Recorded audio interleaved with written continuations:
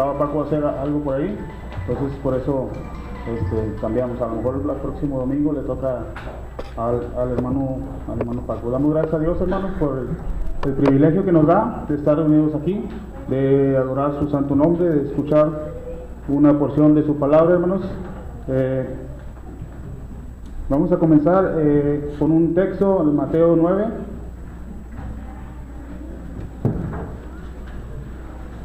Les pido que me acompañe al Evangelio según San Mateo.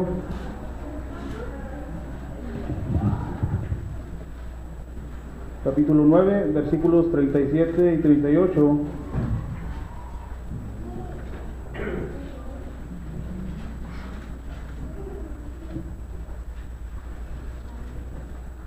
Dice la palabra de Dios: entonces dijo a sus discípulos: a la verdad la mies es mucha, mas los obreros pocos. Rogad pues al Señor de las mies que envíe obreros a sus mies.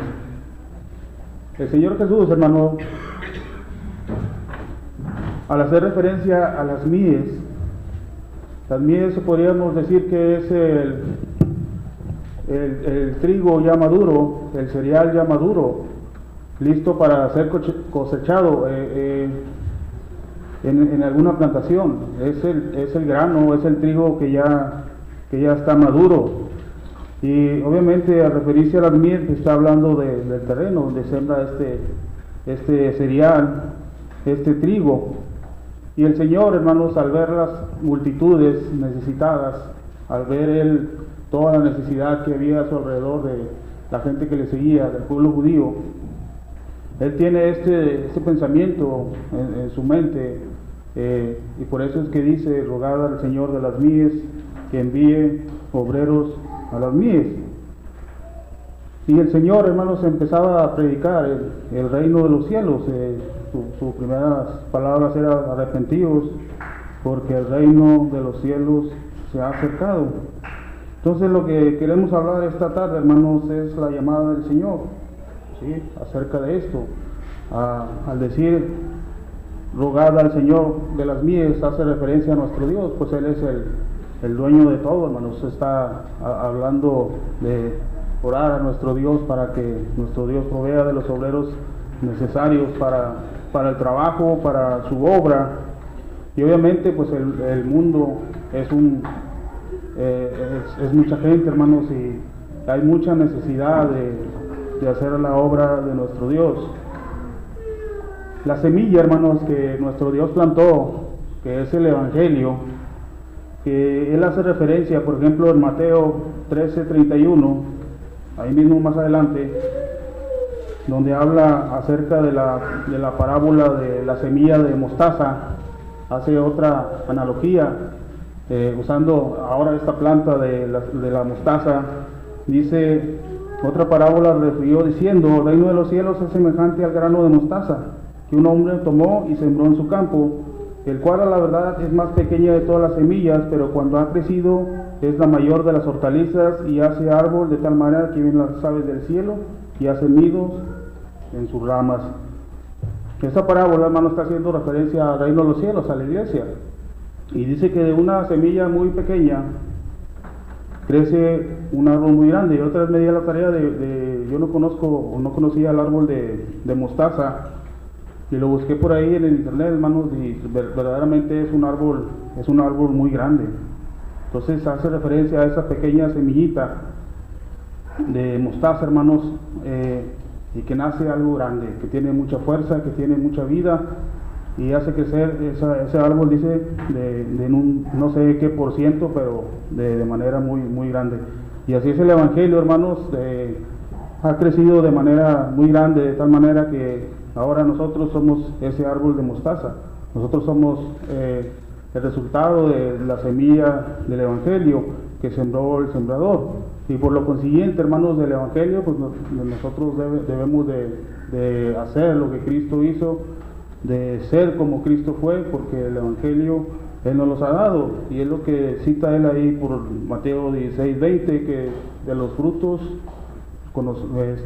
se conocen las personas, ¿sí? Dice que de un árbol que da mal fruto, hace referencia a que un árbol bueno no puede dar frutos malos, ¿sí? Ahí en Mateo 16:20. Y así es el cristiano, hermanos. El cristiano debe dar lo que el Evangelio produce, da fruto bueno, lo que Cristo es. Entonces, del Evangelio pues solamente podemos decir que debe de salir algo bueno, ¿verdad? Al decir del Evangelio, hermanos, es referirse a alguien que está constantemente en el estudio del mismo, ¿verdad? De la palabra de Dios. Por eso dice 1 Timoteo 4:6, Pablo dice que la palabra de Dios nos nutre, ¿sí? Entonces, cuando estamos pegados al Evangelio de nuestro Señor Jesucristo, es cuando crecemos espiritualmente, ¿sí? Es cuando nos fortalecemos espiritualmente. Y dice 1 Pedro 2:1 que la palabra de Dios nos hace crecer para salvación, ¿sí? Si no seremos, hermanos, como pámpanos que no damos frutos. Otra de la analogía que utiliza el Señor Jesucristo con referencia al crecimiento del cristiano es el de del Evangelio según San Juan 15, donde encontramos otra analogía con referencia a las plantas, que es la vid verdadera. Dice el Evangelio de Juan, capítulo 15, del 1 al 4, dice: yo soy la vid verdadera y mi Padre es el labrador. Todo pámpano que en mí no lleva fruto lo quitará, y todo aquel que lleva fruto lo limpiará para que lleve más fruto. Ya vosotros estáis limpios por la palabra que os he hablado. Dice: permaneced en mí y yo en vosotros. Como el pámpano no puede llevar fruto por sí mismo si no permanece en la vid, así tampoco vosotros si no permanecéis en mí. La vid, hermanos, es la plantita, la plantita de la uva, y los pámpanos obviamente pues son las ramitas que están pegadas a esa planta. Y obviamente esa plantita, hermanos, les provee de vida, es una fuente de vida para esas ramitas, de donde el pámpano recibe todos los nutrimentos, ¿sí? Los nutrimentos de la planta, los nutrimentos necesarios para poder crecer y obviamente para dar fruto. Donde el pámpano recibe sostenimiento también, y donde el pámpano recibe guía, hermanos. Esa es la vid, y esa es la analogía que utiliza el Señor Jesucristo con referencia a la vid. Para nosotros, hermanos, como cristianos, obviamente Cristo es la fuente de vida. En Juan 3:36 dice: el que cree en el Hijo tiene vida eterna. Entonces nosotros, como dice este pasaje, debemos de estar pegados a Cristo, ¿sí? Porque también el cristiano, hermanos, recibe crecimiento, recibe nutrición por medio de Cristo. Dice Efesios 4:13, hablando de crecimiento. Acompáñenme a la carta de Pablo a los Efesios, capítulo 4, versículos 13 al 16. Dice la palabra de Dios: hasta que todos lleguemos a la unidad de la fe y del conocimiento del Hijo de Dios, a un varón perfecto, a la medida de la estatura de la plenitud de Cristo. Y dice más atrás, hermanos, que Él mismo constituyó a unos apóstoles, a otros profetas, a otros evangelistas, a otros pastores y maestros, dice que a fin de perfeccionar a los santos, a fin de tener el crecimiento necesario en Cristo Jesús, el crecimiento espiritual. Igualmente, hermanos, en Cristo el cristiano es sostenido por Cristo. Recordamos el pasaje que citaba en sus clases, hermano Jesús, 1 Pedro 5:7, donde dice que debemos de echar toda nuestra ansiedad sobre nuestro Dios, ¿verdad? Entonces, de esa manera somos sostenidos por el mismo Cristo. Y también en Filipenses 4:13, un pasaje que lo sabemos de memoria, el cual dice: todo lo puedo en Cristo que me fortalece, ¿va? En Cristo, hermano, también tenemos guía espiritual. Dice la misma carta de Pedro que Cristo sufrió, dice, por nosotros, y que Cristo nos dejó sus pisadas para que nos dejó ejemplo para que sigamos sus pisadas. Entonces, el cristiano, hermanos, recibe de esa vid verdadera que es Cristo, crecimiento espiritual, recibe nutrición espiritual, recibe guía espiritual, hermanos, para que nosotros podamos dar fruto. Y dice este pasaje, hermanos, de Juan 15, vuélvase al Evangelio de Juan, capítulo 15, dice que Dios es el labrador. El labrador, hermanos, es normalmente el dueño de la tierra, y está hablando obviamente de Dios. Es el dueño de todo, el que espera recibir de la tierra fruto, ¿sí? Entonces dice este pasaje de Juan 15, hermanos, dice: yo soy la vid verdadera y mi Padre es el labrador. Dice: todo pámpano que en mí no lleva fruto lo quitará, y todo aquel que lleva fruto lo limpiará para que dé más. Aquí hace referencia, hermanos, a nuestro Dios como todopoderoso, como decíamos, dueño de las vides, dueño de todo, y que Él es capaz, hermanos, de darnos y quitarnos para que nosotros produzcamos fruto. Un ejemplo lo encontramos en Romanos capítulo 11, un ejemplo de esto de Dios como labrador. En Romanos capítulo 11, versículos 16 en adelante, donde el apóstol Pablo habla acerca de los judíos, de que cómo ellos eran las ramas originales, cómo ellos eran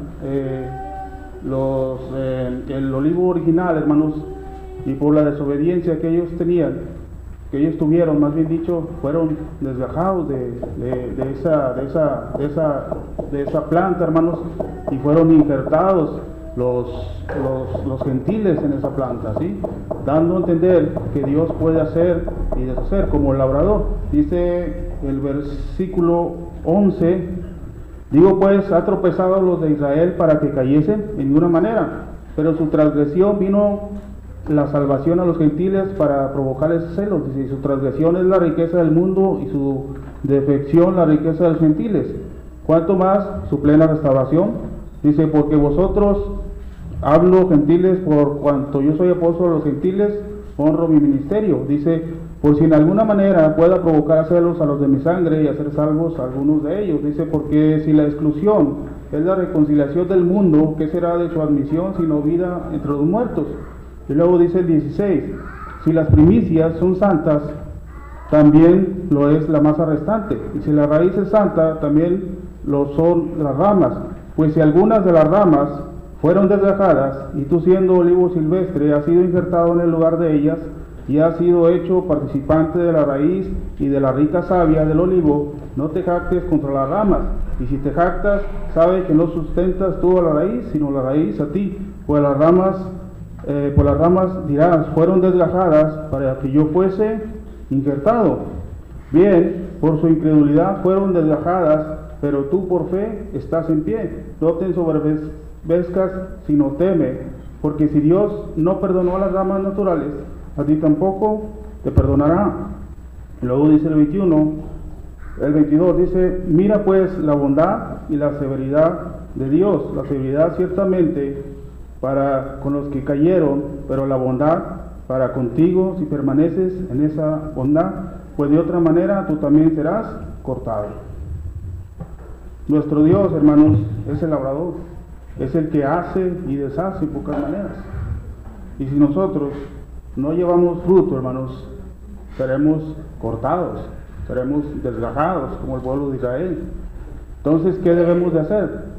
Pues lo que dice Juan 15, hermanos: permanecer en Cristo, permanecer pegados en Cristo, permanecer ligados a Él, ¿sí?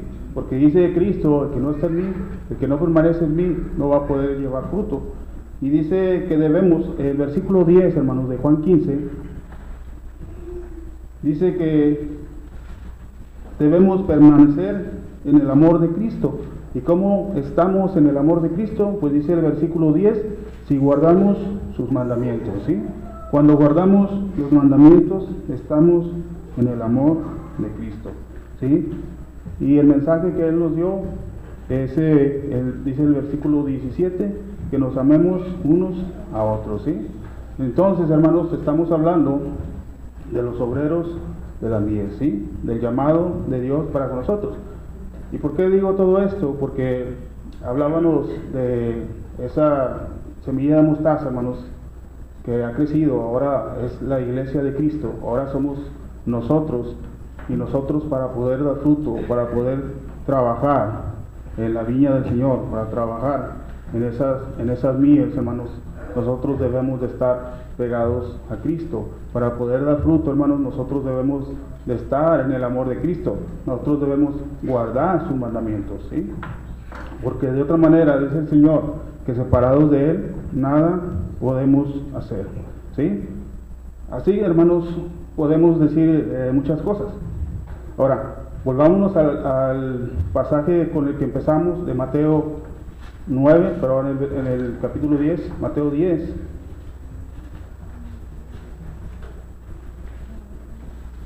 Tal vez, hermanos, nos podamos excusar en un montón de cosas para no hacer el trabajo del Señor, para no trabajar para el Señor, para no trabajar en esas mies. Tal vez podemos decir que no estamos capacitados, tal vez, para predicar. Tal vez podemos decir que no tenemos el tiempo necesario para trabajar en la iglesia. A lo mejor solamente decimos, yo solamente puedo los domingos, hermano. Tal vez podemos decir que no tenemos los medios para movernos de un lugar a otro para poder hacer la obra del Señor. O tal vez pensamos que ya hay alguien quien lo haga en la iglesia. O pensamos, ahí está el hermano Pío, ahí está el hermano Jesús, ahí está el hermano Josué. Ellos son los que hacen en la iglesia, son los que predican, son los que cantan, son los que visitan enfermos, son los que hacen eso. A veces podemos pensar eso.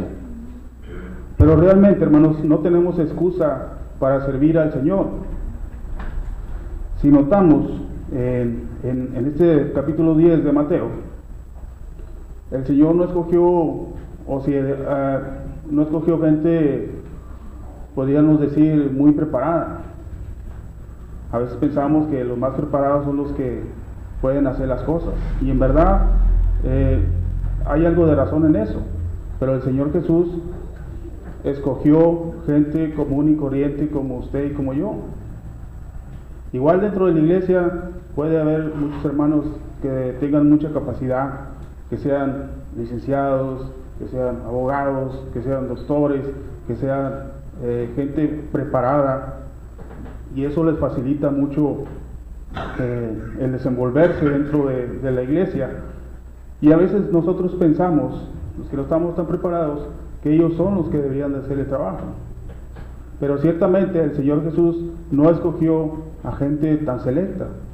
Si en verdad dentro de sus discípulos tal vez había gente algo preparada, la mayoría de ellos, hermanos, no eran gente muy preparada.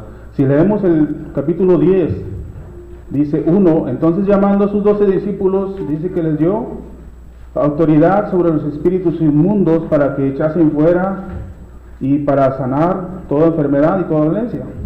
Y luego a continuación cita los nombres de estos discípulos.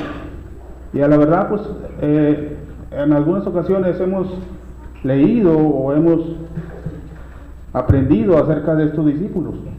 Por ejemplo,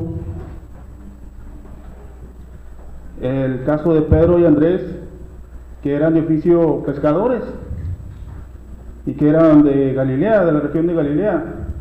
Y esta región, hermanos, no se consideraba por ser una región muy culta, muy entendida, muy sabia. El ejemplo lo vemos ahí en Hechos 2:7, en la primera, cuando Pedro empieza a predicarles el Evangelio, y Pedro y los demás apóstoles que empezaron a hablar en lenguas, obviamente por el poder del Espíritu Santo. Y los que estaban ahí decían que estos no son galileos, haciendo referencia a esto, cómo ellos habían aprendido esos idiomas, ¿sí? Era gente pobre, era gente inculta, podríamos decir. Estos eran Pedro y Andrés. Otro de los discípulos, hermanos, que encontramos en esta lista es Tomás. Todos sabemos o hemos escuchado que la característica más sobresaliente de este apóstol Tomás era su incredulidad. Era a lo mejor pesimista, pero algunos dicen que a lo mejor era realista, porque realmente preguntaba cosas reales, ¿verdad? Era un hombre realista, ¿sí? Y en contados pasajes encontramos que siempre preguntaba a él. Por ejemplo, en Juan 14:5, donde dice Cristo, yo soy el camino, la vida, es porque Tomás le había preguntado. Tenía esa incredulidad de cómo llegar a Dios. Y en el 20:24 de 28, de Juan capítulo 20, del 24 al 28, también encontramos a Tomás nuevamente con ese tono de incredulidad hacia Cristo. Pensaba él, o dudaba él acerca de Cristo, tanto que tuvo que meter sus manos en las heridas del Señor para poder creer. Simón, otro de los apóstoles, el celote que es llamado ahí, era un enemigo declarado del pueblo romano también, hermanos. Mateo, que decir de Mateo, que era un publicano, un recaudador de impuestos de aquel tiempo, que el pueblo judío lo tenía como a nivel de un ladrón, a nivel de un pecador, ¿sí? Y así podríamos decir mucho de cada uno de los apóstoles.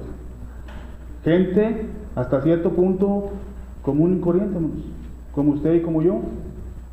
¿Cuántos de nosotros somos incrédulos todavía? ¿Cuántos de nosotros todavía tenemos muchas cosas que no hemos cambiado?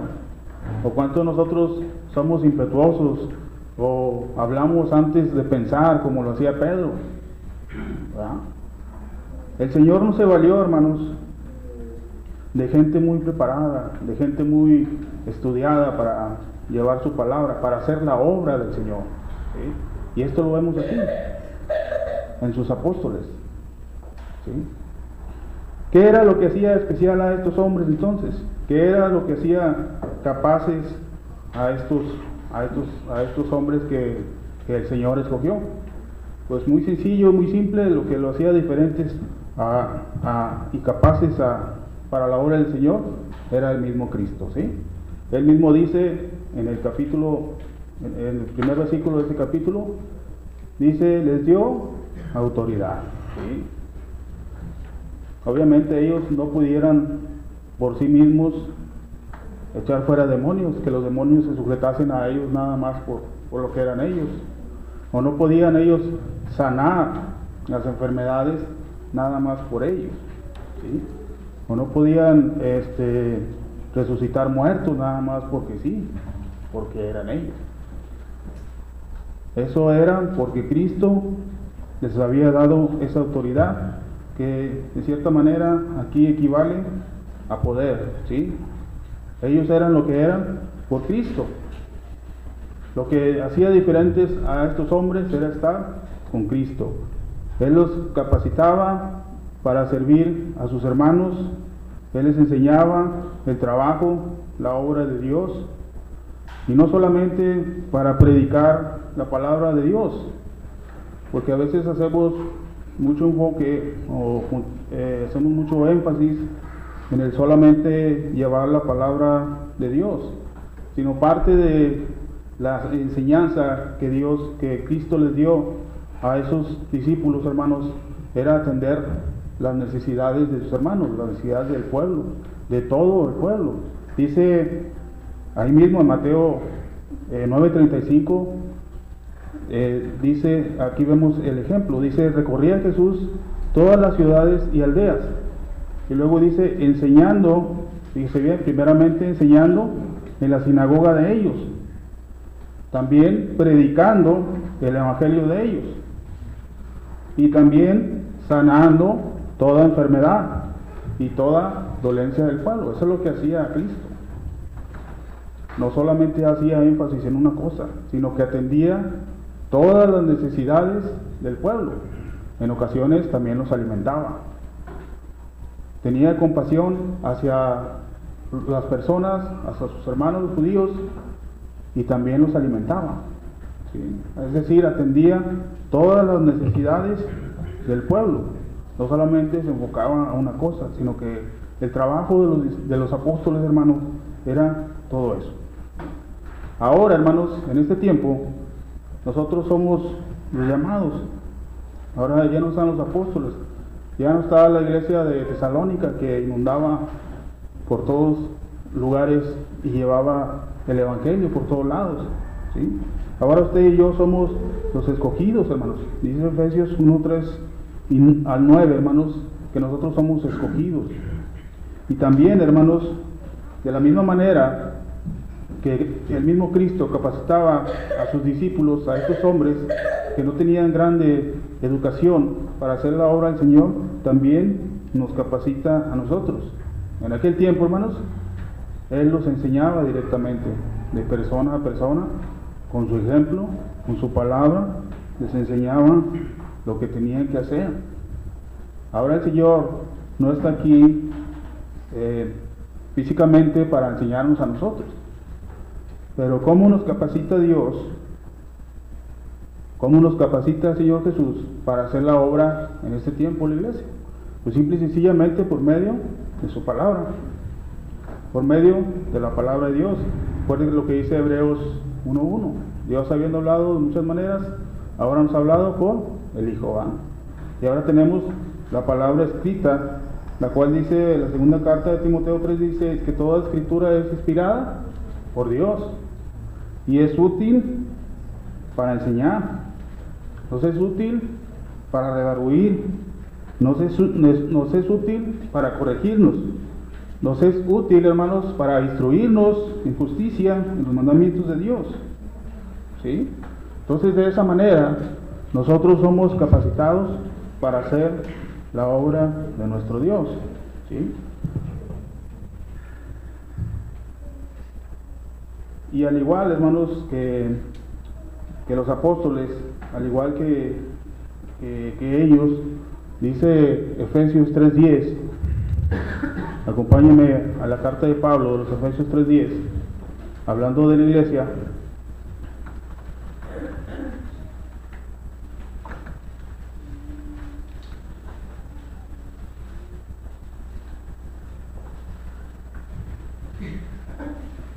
Dice el apóstol Pablo, hermanos,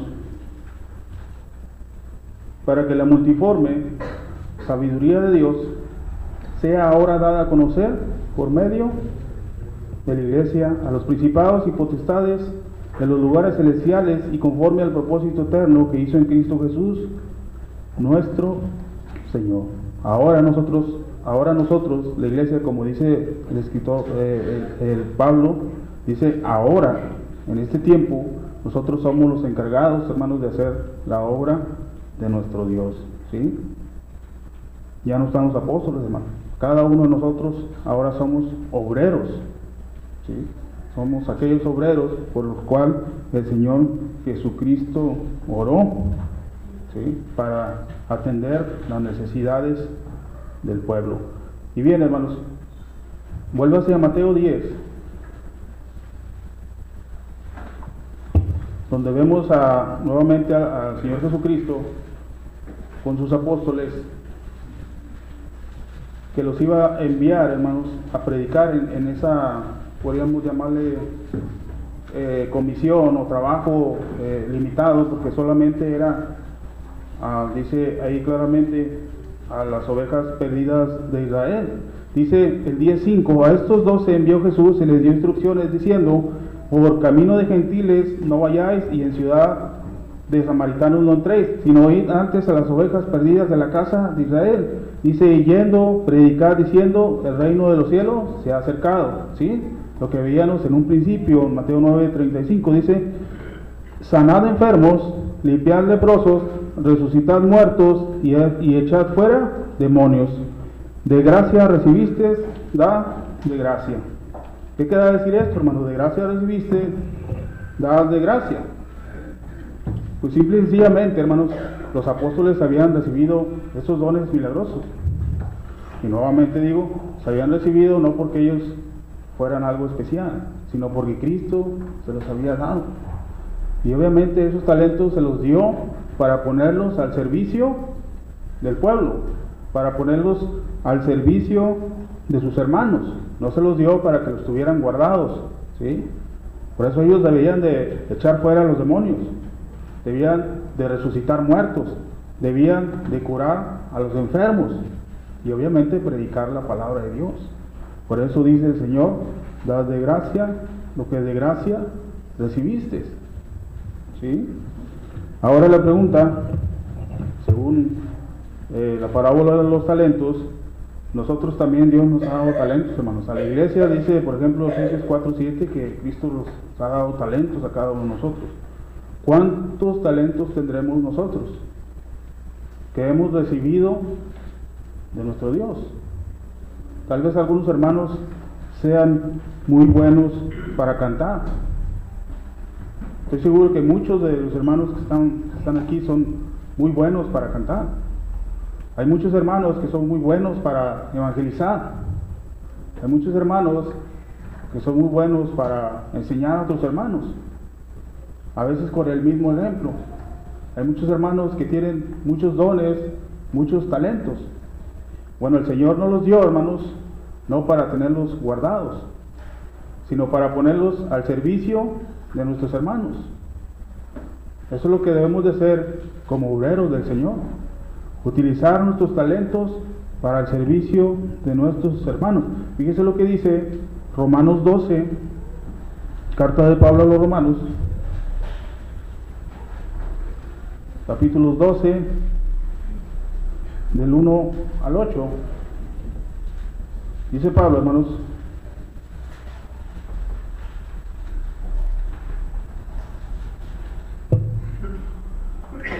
así que, hermanos, os ruego por las misericordias de Dios que presentéis vuestros cuerpos en sacrificio vivo, santo, agradable a Dios, que es vuestro culto racional. ¿Sí?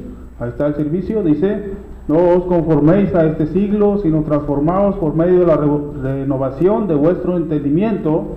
¿Sí? Dios nos capacita por medio de su palabra, para que comprobéis cuál sea la buena voluntad de Dios, agradable y perfecta. Digo pues, por gracia que me es dada, dice, a cada cual que está entre vosotros, que no tenga más alto concepto de sí del que debe tener, sino que piense de sí con cordura, conforme a la medida de la fe que Dios repartió a cada uno.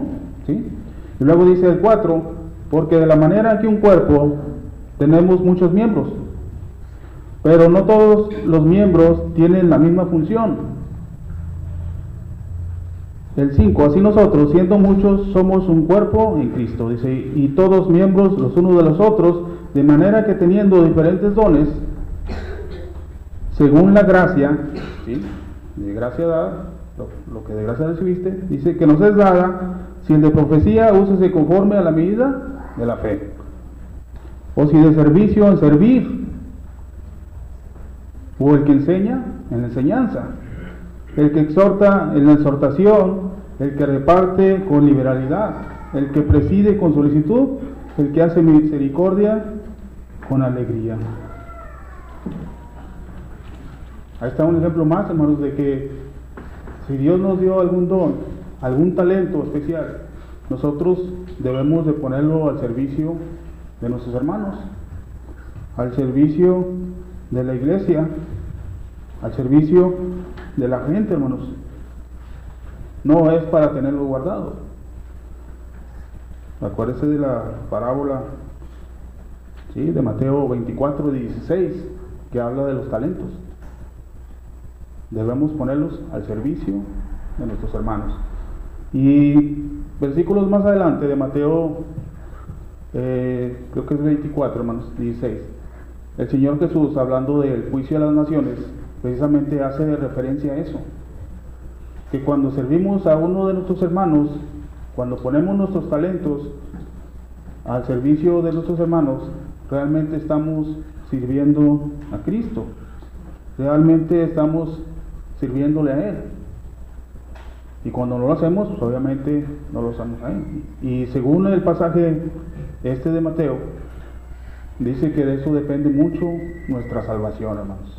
Igual la parábola de los talentos también dice: al que escondió el talento, dice, atadlo y echarle fuera, y ahí será el lloro y el crujir de dientes. Entonces, mucho tiene que ver, hermanos, el trabajar para el Señor, en que nosotros pongamos por obra los talentos que Dios nos ha dado a cada uno de nosotros, hermanos.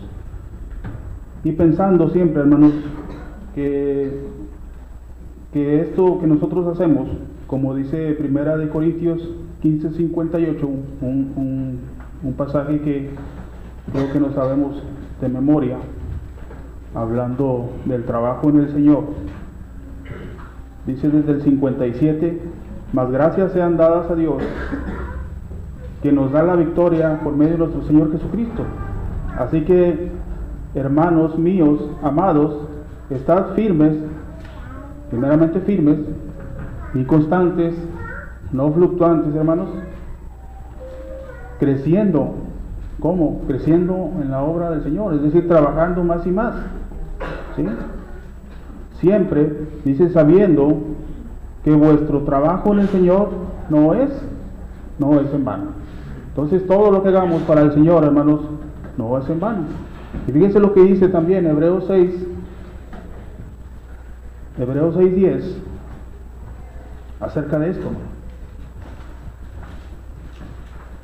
Hebreos 6:10 dice, porque Dios no es injusto, dice, para olvidar vuestra obra y el trabajo de amor que habéis mostrado, hacia su nombre, habiendo servido, fíjese bien, a los santos y sirviéndoles aún, ¿sí? Lo que de gracia recibimos, hermano, de gracia debemos de dar. Romanos 1 dice, no me avergüenzo, Pablo dice, no me avergüenzo del Evangelio porque es poder de Dios para salvación. Nosotros hemos recibido el Evangelio también, y por lo tal también debemos de predicar la palabra de Dios. Ese es el trabajo, hermanos, que nosotros debemos hacer en la iglesia. Somos obreros enviados a las mies, ¿sí? Para trabajar en las mies del Señor. No nos hagamos sordos, hermanos, al llamado del Señor, excusándonos en cosas como no podemos, no tengo tiempo, ¿sí? Ya hay gente quien lo haga en la iglesia. Debemos de trabajar, hermanos, no solamente predicando la palabra de Dios, sino también ayudando a nuestros hermanos, viendo las necesidades que tenemos, que tienen los hermanos.